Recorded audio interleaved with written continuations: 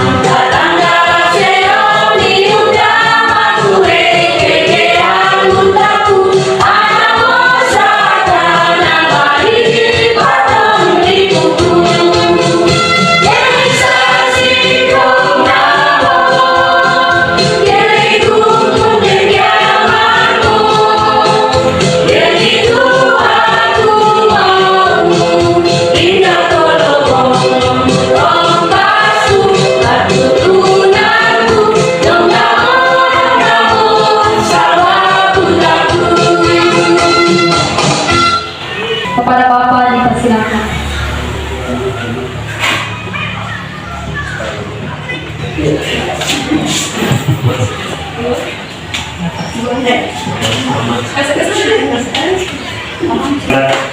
Pada kesempatan teman sekalian untuk berdoa.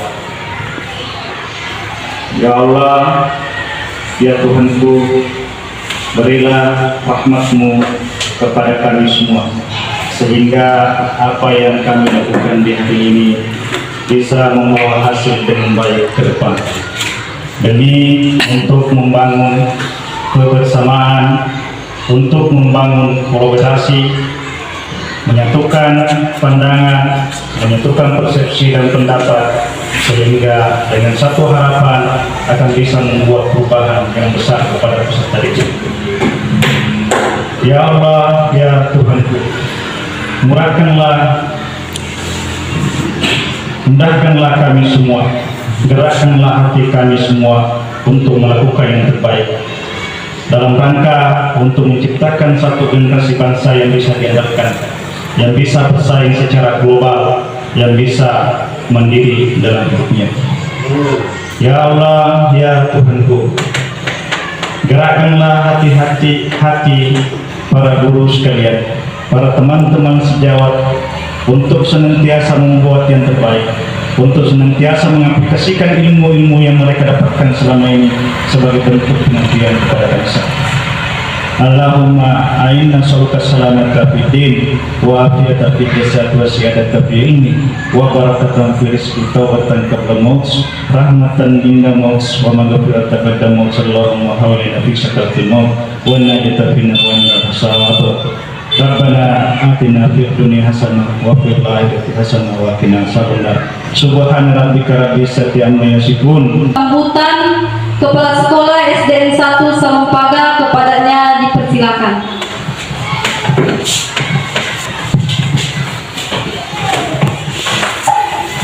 Jadi berdiri saya. Assalamualaikum warahmatullahi wabarakatuh. Yang kami hormati adalah orang-orang yang sudah pernah. Sambutan dari Kepala Sekolah SDN 1 diucapkan banyak terima kasih. Baik, kita lanjut ke acara yang selanjutnya, yaitu desiminasi aksi nyata pendidikan guru penggerak angkatan 7. Jadi di depan ini sudah ada pemandu kita. Dengan hormat saya sebutkan namanya, Bapak Mansur SPD dan Ibu Hatijah SPD GR. Jadi kepada kedua pemandu hebat kita ini dipersilakan.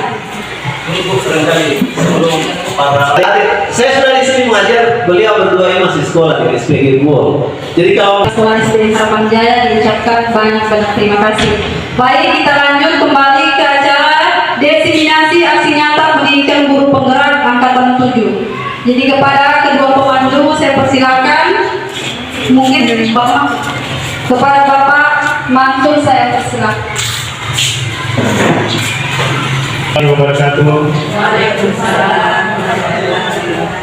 Alhamdulillahilladzi arsala rasulahu bil huda wa din wassalatu wassalamu ala asyrafil anbiya'i wal mursalin ala sayyidina Muhammadin wa ala alihi washabihi ajmain, amma ba'd. Pertama-tama marilah kita senantiasa memanjatkan puji syukur kehadirat Allah, karena di mana pada hari ini kita masih diberi kesempatan, diberi kesehatan, sehingga kita bisa meluangkan waktu kita di dalam ruangan ini dalam rangka desiminasi guru penggerak, di mana nanti pembahasan itu berkaitan dengan budaya positif.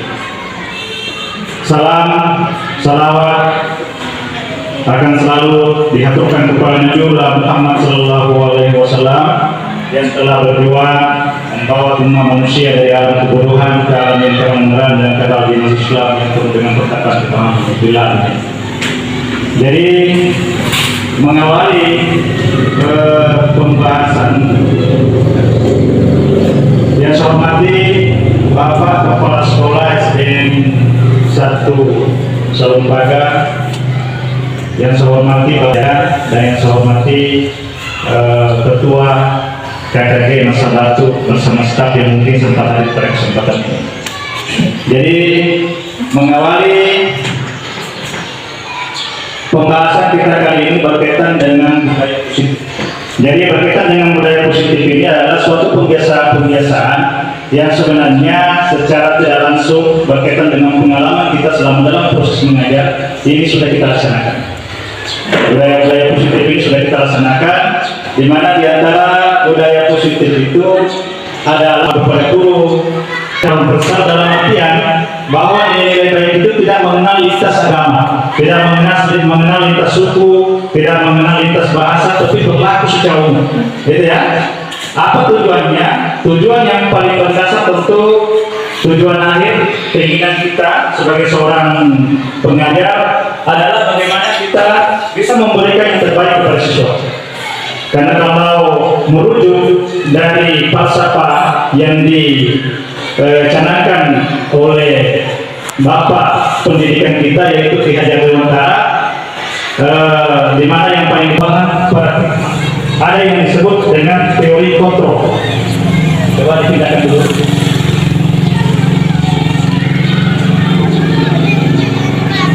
Satu pertanyaan pemantik.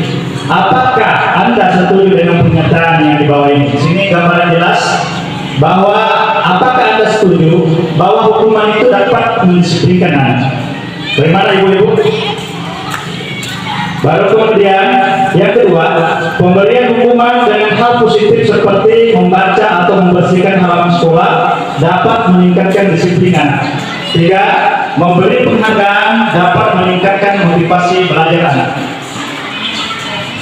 Itu pertanyaan pengantinnya. Jadi perubahan paradigma ada di situ kepala tangan. Jadi mungkin dalam hal ini kita bermain sedikit untuk mengawalkan dengan perubahan paradigma. Silakan diberikan dulu Bu. Nanti aturan lainnya ya. Ada A dan B, di mana A dan B ini adalah nanti adalah teman yang ada di samping, ya, teman yang ada di samping. Baru kemudian dari sobekan kertas yang terbagi ini nanti akan menuliskan sesuatu yang menurut ibu bapak ibu guru yang berharga. Itu yang kalian ditulis. Baru kemudian setelah itu akan digenggam dalam kepala tangan. Baru kemudian teman B akan mencoba untuk membuka sekuat tenaga dengan berbagai cara. Apakah dengan cara menggelitik, apakah dengan cara merayu, apakah dengan cara menggoda, atau dengan cara menyuap, atau dengan cara apapun, sehingga dapat membuka kepala tangan Anda. Silakan ditulis. Saya kasih waktu sedikit. Apa yang menurut Anda paling berharga?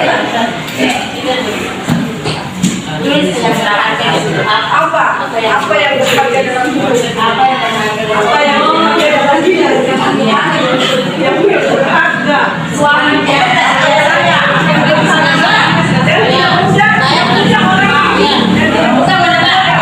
Apakah itu mungkin orang terdekat atau mungkin sesuatu yang sifatnya prinsipil dalam hidup Anda?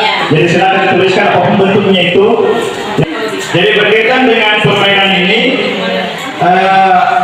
apakah Anda B bersedia? Apakah Anda A bersedia membuka tangan Anda? Apakah mengapa dan apa alasan? Kira-kira kalau sekiranya B membuka.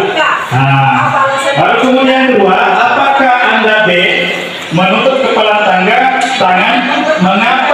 Mengapa Anda lakukan itu? Apa alasannya? Dan kenapa B menutup kepala tangannya? Baru kemudian ketiga dalam kegiatan ini sesungguhnya adalah yang sudah mengepat atau yang sudah mengepat. Silakan teman sebangku berusaha untuk buka. Jadi nanti kita di sini lihat. Ya. diancam kah di mana? Ya, diancam kah atau mungkin yang penting dia buka celana, bukan buka celana ya. Itu dalam artian membuka apa yang berharga tadi. Ya.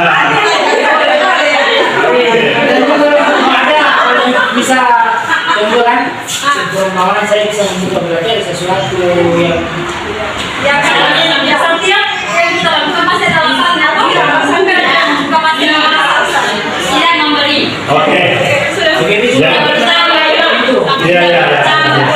Ya, dari coba ini kan kita kan untuk membuka ini pasti tentu antara A yang menutup dengan B yang membuka. Di sini kita adalah bahwa dalam hidup itu kita harus mempertahankan prinsip. Nah, mempertahankan prinsip apa yang dipertahankan? Tentu sebagai kita seorang pengajar, masing-masing kita punya prinsip yang ideal. Cara ini yang saya terapkan untuk anak saya, cara ini yang saya terapkan untuk kemajuan mereka. Tentu kita punya prinsip, dan prinsip itu yang kalau kita anggap baik, kita akan pertahankan itu. Kita akan konsisten memegang teguh. Karena yang pertama kita harus siapkan adalah kita menyampaikan satu pesan kepada seorang siswa. Karena satu hal yang kita harus pahami bahwa menurut Ki Hajar Dewantara, kita tidak bisa memaksakan anak untuk apa yang kita anggap baik.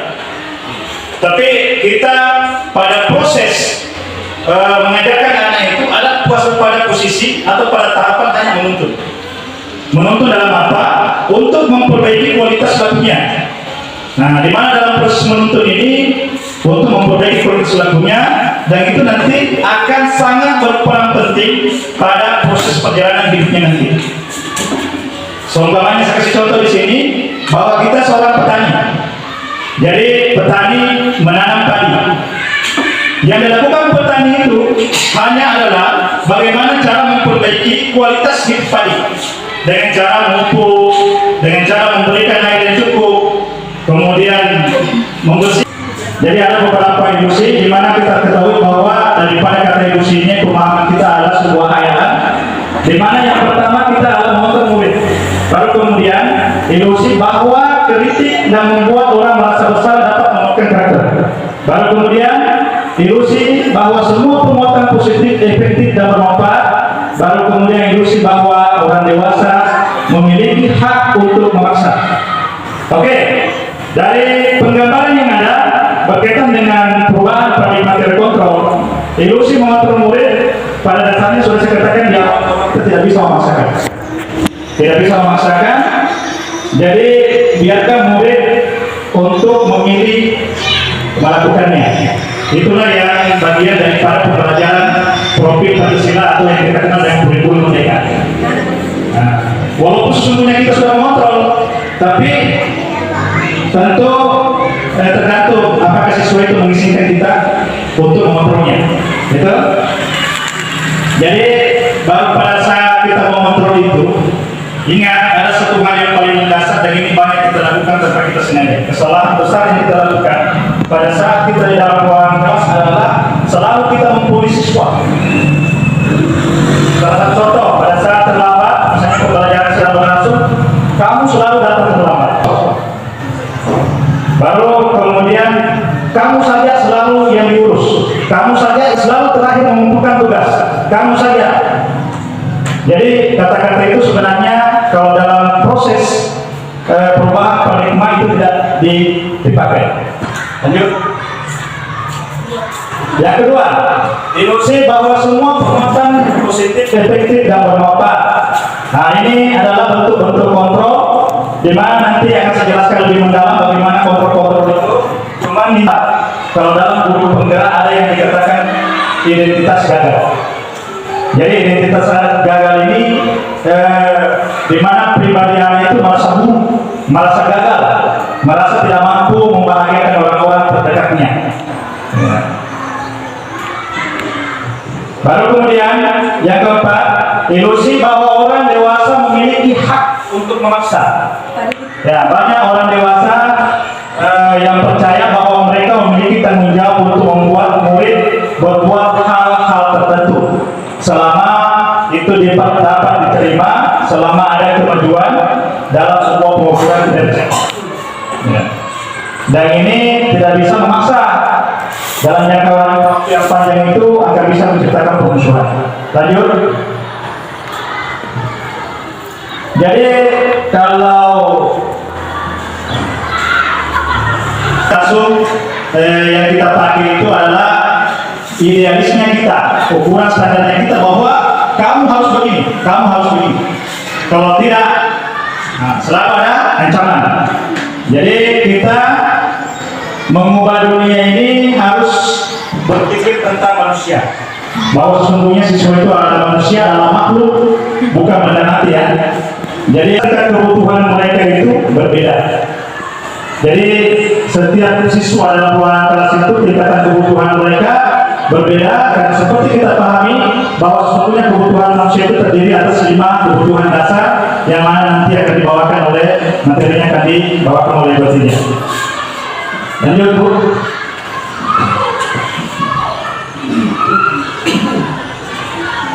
Baru kemudian yang dipahami dalam setiap siswa atau peserta didik melakukan sesuatu, tidak bisa kita seorang guru langsung memponis bahwa apa yang kamu lakukan itu salah, tapi sesungguhnya yang mereka lakukan itu ada tujuannya. Walaupun sesungguhnya yang mereka lakukan itu keluar dari jalur-jalur atau tidak sesuai dengan norma yang ada. Ini yang sering kita ketemu dalam kelas, nanti kita akan jelaskan secara mendalam. Baru kemudian berkaitan dengan budaya positif, tentu di situ ada makna disiplin. Karena di setiap makna kata disiplin kadang kita lupa. Dalam benak kita yang muncul itu bahwa disiplin itu adalah sesuatu yang dilakukan kepada orang lain untuk mendapatkan kepatuhan. Ya, kecenderungan umum adalah bahwa disiplin itu terkadang kita menanggapi bahwa disiplin itu sesuatu hal yang tidak nyaman. Sesuatu hal yang tidak nyaman, ya. Tapi demi untuk mendapat sesuatu yang tujuan mulia, ketidaknyamanan itu kita harus lalui. Karena yang namanya disiplin itu selalu ada perawanan seperti itu, tidak nyaman, pasti tidak nyaman. Apapun bentuknya, apakah kita sebagai seorang guru yang menerapkan sebagai teman, apakah kita guru sebagai seorang pembuku, apakah kita guru sebagai posisi manajer atau pemantau, yang pasti tidak nyaman. Ada sebuah proses yang harus kita lalui. Lanjut. Jadi nilai-nilai kebaikan itu adalah sifat-sifat positif. Jadi sifat-sifat positif itu adalah nilai-nilai yang mulia, yang dimana kita sebagai manusia untuk mencapai itu. Nilai-nilai tersebut itu sudah saya katakan tadi, tidak melihat latar belakang bangsa, suku dan agama, tapi nilai-nilai kebaikan itu berlaku secara keseluruhan, dan nilai-nilai kebaikan ini berlaku secara intrinsik, akan terbangun sehingga menggerakkan mandiri, bernalar kritis, berkebinekaan global, bergotong royong dan kreatif. Jadi untuk lebih jelasnya supaya kita jangan jenuh, jangan terusik.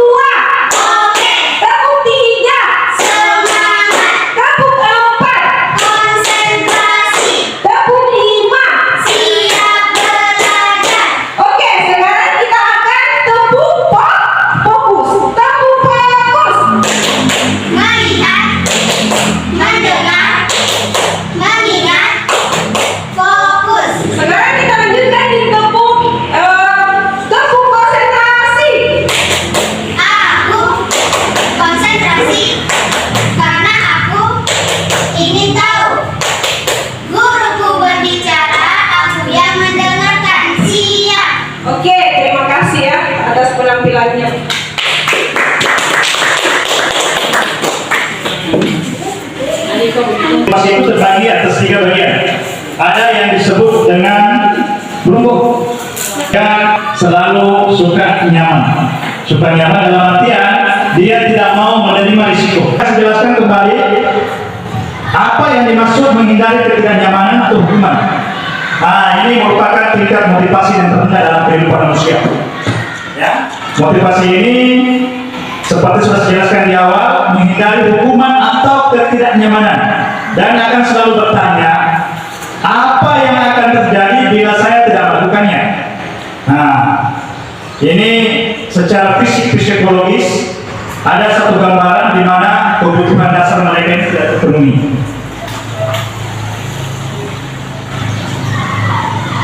Oke, lanjut.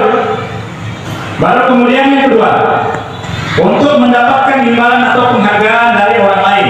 Ini lebih tinggi lagi sedikit naik tingkatannya, ya.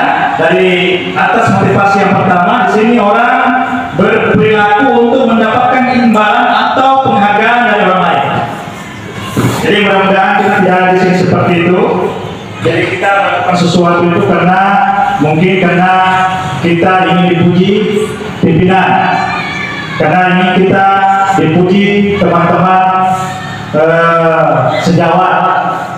Jadi melakukan sesuatu karena ingin dihargai, ya, ingin menjadi orang yang melakukan nilai-nilai yang mereka yakini tersebut adalah motivasi yang membuat seseorang ini yang terakhir, untuk menjadi orang yang mereka inginkan dan menghargai dengan nilai yang percaya.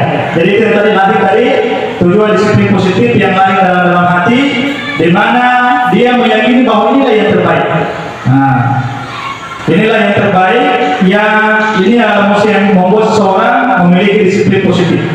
Jadi dia tidak perlu diamati, tidak perlu nanti ada pengawas turun, tidak perlu nanti ada pemeriksaan administrasi, tapi dia melakukan dengan sadar, dengan penuh tanggung jawab, dan memang itu betul-betul lahir dari hati, bukan karena pujian ataupun karena ingin mendapat penghargaan.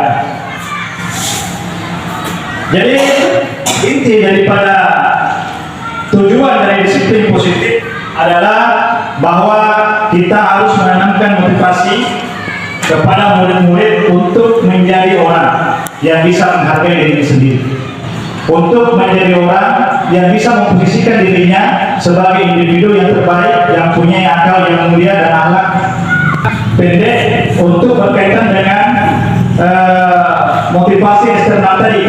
Itu jangka panjangnya akan mendapat hadiah ataupun hukuman. Mereka berperilaku baik melandaskan nilai-nilai kebaikan karena orang-orang yang menjunjung tinggi nilai-nilai yang mereka hargai. Jadi pertanyaan sekarang adalah bagaimana cara kita guru menanamkan disiplin positif.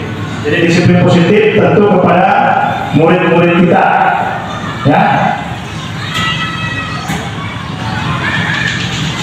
Oke, di sini dari hukum oleh penghargaan ada 8 unsur. Yang pertama pengaruh jangka pendek dan jangka panjang, baru kemudian penghargaan hukum, penghargaan mengurangi ketepatan, penghargaan tidak efektif, dan penghargaan merusak hubungan. Di awal sudah ada pertanyaan pemantik, ini berkaitan dengan adanya hubungan dengan hukuman dan penghargaan. Oke, kalau kita lihat pengaruh jangka pendek dan jangka panjang, penghargaan efektif jika kita menginginkan seseorang melakukan sesuatu yang kita inginkan dalam jangka pendek, itu biasanya kita menggunakan penghargaan, ya, menggunakan penghargaan. Tapi kelemahannya adalah bahwa dengan selalu menggunakan penghargaan itu akan timbul ketergantungan kepada penghargaan itu. Jadi setiap melakukan sesuatu nanti saya akan dihargai. Setiap melakukan sesuatu pasti akan dihargai, dan pada akhirnya akan, kalau tidak dihargai sesuai dengan harapannya, nanti akan kecewa. Jadi ya. Tapi kalau sesuatu yang lahir dari hati untuk mendapatkan penghargaan yang baik, itu apa ya? Coba lagi Bu. Jadi motivasi eksternal tadi, kalau dia melakukan sesuatu dia tidak mengharap sesuatu. Jadi dengan menyepakati keyakinan-keyakinan bersama murid diharapkan perwujudan motivasi eksternal. Dengan menyampaikan keyakinan-keyakinan bersama murid diharapkan mewujudkan motivasi intrinsiknya, tidak lagi motivasi eksternal. Jadi perlu dijelaskan di sini bahwa motivasi intrinsik ini adalah motivasi yang sifatnya akan berlaku jangka panjang yang sudah saya katakan di awal bahwa itu adalah lahir dari hati dibandingkan motivasi eksternal, gitu ya, dengan tidak membiasakan memberi penghargaan. Karena itu nanti ini adalah konsekuensi. Dan artinya bahwa melakukan konsekuensi itu kita mengajak anak berbicara pada saat mereka melakukan kesalahan. Kira-kira apa yang dapat kamu, apa yang kamu dapatkan dari apa yang kamu lakukan ini. Nah, itu yang namanya konsekuensi. Jadi tadi sudah saya katakan bahwa kita harus mengembalikan, menstabilkan identitas. Jangan anak menjadi selalu gagal. Oke? Baru kemudian membersihkan tumpahan air di meja tulis karena tersenggol pada saat belajar. Baru kemudian itu adalah konsekuensi, murid tidak disuruh untuk mengenakan sepatu seharian. Jadi berkaitan dengan apa yang ada di hadapan Bapak ini, di tindakan-tindakan masalah yang kita hadapi dalam lingkungan kelas, tidak ada salahnya kita bertanya kepada murid apa dasar mereka melakukan itu. Karena sudah saya katakan di awal tadi bahwa setiap siswa melakukan suatu kesalahan pasti ada dasarnya, pasti ada alasannya. Sebagai contoh, saya satu contoh misalnya kalau di sekolah-sekolah yang sudah maju itu biasanya mereka jam istirahat mereka makan. Jadi suatu ketika gurunya melihat seorang peserta didiknya atau siswanya yang tidak makan. Jadi ditanyalah kepada ibu gurunya, kenapa kamu tidak bergabung dengan teman-teman kamu? Jadi dia katakan bahwa saya ini tidak ada bekal, Bu. Orang tua saya tidak membawakan saya bekal. Jadi di situ indikasinya apa? Bahwa ada satu kebutuhan dasarnya yang tidak terpenuhi. Apa kebutuhan dasarnya? Yaitu kebutuhan bertahan hidup. Nah, itu. Lanjut.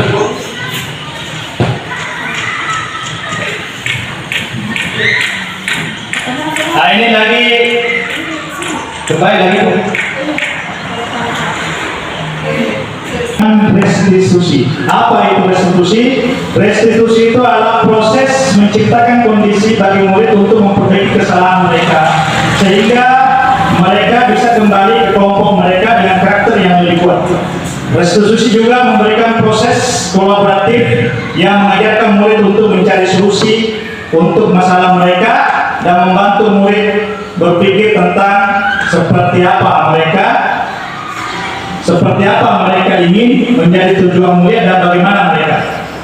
Jadi restitusi itu berkaitan dengan persoalan tadi, karena dalam ruangan kelas tentu ada berbagai macam masalah. Jadi kita harus menciptakan kondisi bagi murid untuk memperbaiki kesalahan. Ya, untuk memperbaiki kesalahan sehingga dengan satu harapan mereka punya kesadaran tanggung jawab untuk tidak melakukan hal yang sama. Karena sering kita perhatikan dalam ruangan kelas itu pada saat teman-teman yang lain yang belajar, asik belajar, jadi biasanya penghukum itu yang muncul adalah suara besar, suara kasar, dan bahkan cenderung menunjuk-nunjuk. Itu ya. Coba lanjut. Oke, lanjut di sini ada ciri-ciri restitusi. Jadi restitusi itu bukan untuk menebus kesalahan, tapi untuk belajar dari kesalahan. Baru kemudian kedua, memperbaiki hubungan. Baru kemudian tawaran atau bukan paksaan. Yang keempat, restitusi untuk menuntut melihat ke dalam diri. Baru kemudian restitusi mencari kebutuhan dasar yang mendasar tindakan. Baru kemudian restitusi diri, cara yang paling baik, dan restitusi fokus pada karakter dan tindakan, serta restitusi fokus pada solusi. Tergambar jelas bahwa pada saat kita guru tidak bijak memilih cara untuk memperbaiki kesalahan-kesalahan siswa. Coba kembali tadi, Bu. Maka ada beberapa tipikal yang bisa kita pakai di sini, yaitu yang masuk dalam kategori identitas gagal. Jadi identitas gagal itu selalu berbentuk hukuman. ya, selalu berbentuk hukuman dan yang sifatnya. Jadi kalau misalnya anak-anak yang berkelahi, di situ dia akan nanti mendapat keadilan. Nah, baru kemudian yang berikutnya murid akan tersakiti.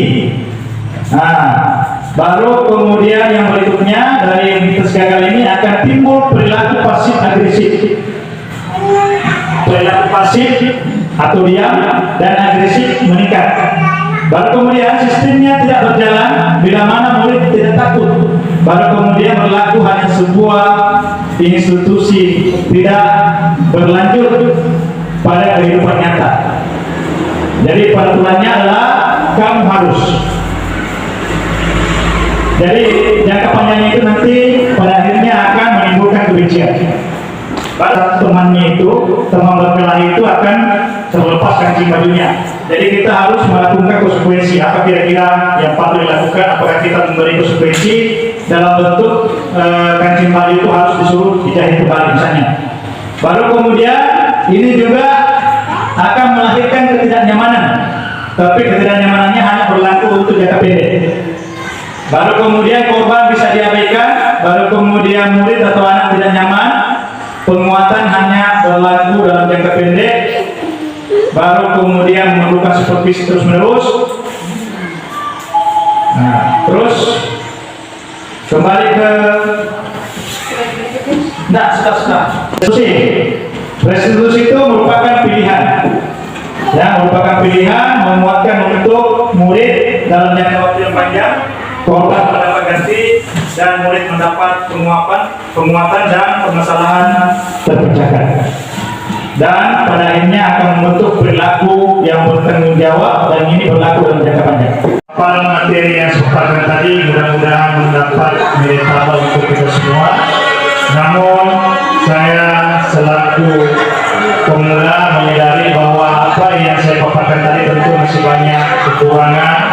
Tentu masih banyak hal yang perlu dibenahi dan diperbaiki, dan insya Allah ke depan kalau saya sudah resmi menjadi guru penggerak, kalau untuk saat ini kan secara penggerak, insya Allah ke depan kalau sudah menjadi guru penggerak, sudah mendapatkan sertifikat, kita akan terus berbagi, karena salah satu peran guru penggerak itu adalah menggerakkan teman-teman sejawat ataupun lintas sekolah supaya untuk melakukan berkolaborasi untuk melakukan perubahan untuk kemajuan anak didik kita, karena berkaitan dengan program pemerintah bahwa sekarang sudah dicanangkan untuk program menciptakan generasi emas. Generasi emas itu sudah dicanangkan dari sejak 2023 sekarang ini sampai nanti di 2030 itu pencanangannya, dan nanti di 2040 itu sudah harus di bawah tahun 2040 itu sudah harus masuk generasi emas. Di mana generasi emas ini kita harus bersiap dengan orang-orang luar.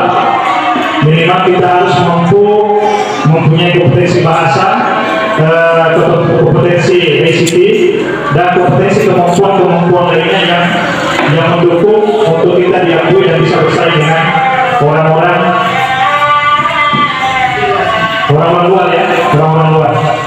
Jadi salah satu tujuan pemerintah adalah menggerakkan guru penggerak ini, tujuannya untuk menggerakkan teman-teman sekalian dalam rangka untuk mencapai target generasi emas yang insya Allah akan kita jalan, dan sekarang prosesnya kita sudah masuki, dan nanti 2040 itu 2030 itu sudah masuki generasi emas.